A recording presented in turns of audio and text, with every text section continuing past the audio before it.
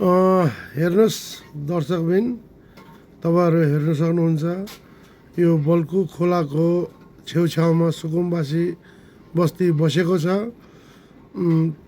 खोलाको जग्गामा अतिक्रमण गरेर यत्रो ठुलो संरचना बनाएर बसेको छ। तपाईँहरूले हेर्न सक्नुहुन्छ यो चाहिँ मन्दिरको घर छ। यो मन्दिर चाहिँ के भन्छ यो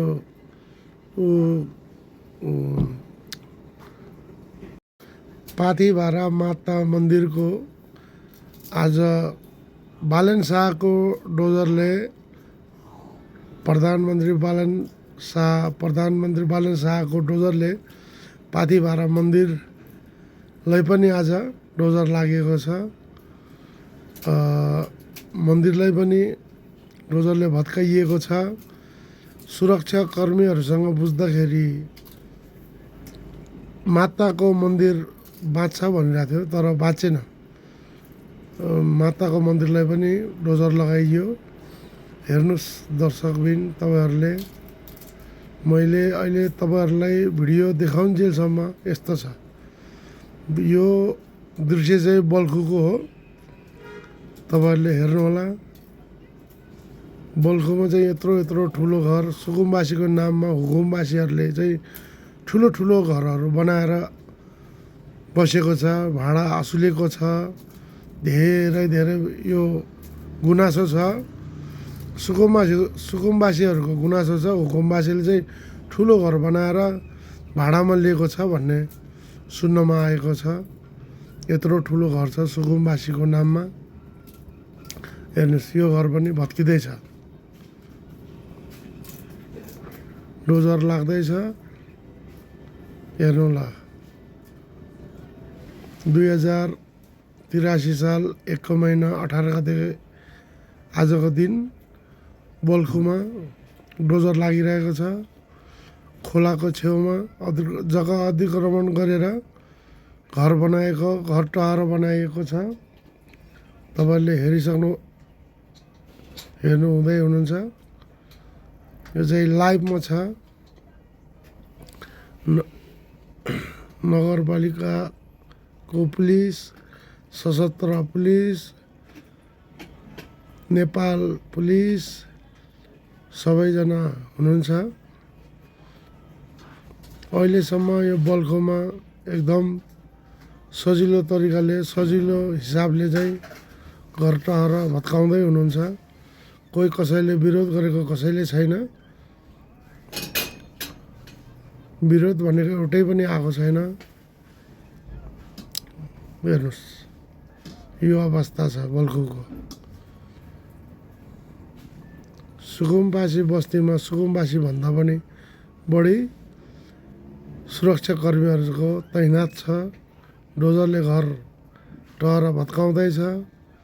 कतिपय जनताहरू चाहिँ आफ्नो सामान सुरक्षा गरेर गाडीमा लोड गरेर जाँदै हुनुहुन्छ। यतातिर भने डोजर चल्दैछ। तपाईँहरूले हेर्न सक्नुहुन्छ। एकदम गाह्रो अवस्थामा हुनुहुन्छ। यो डोजरलाई चाहिँ केही भएर बाहिर निस्किँदैछ। यसलाई समस्या आएको छ।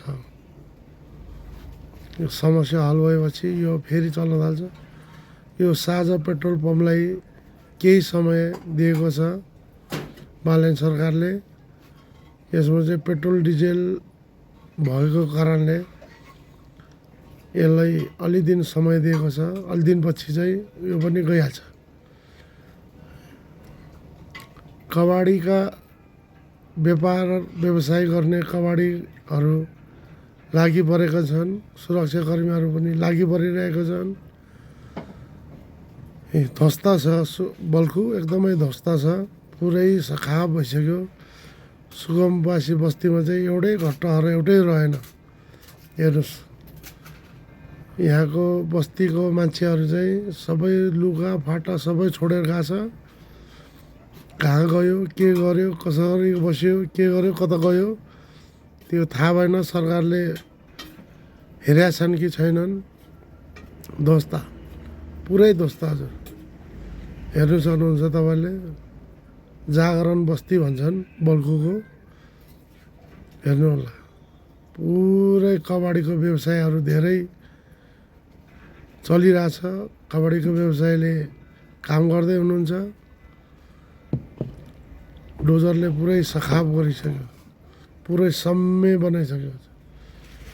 बल्खु खोलामा यहाँ एउटा कुखुरा पनि रहेछ।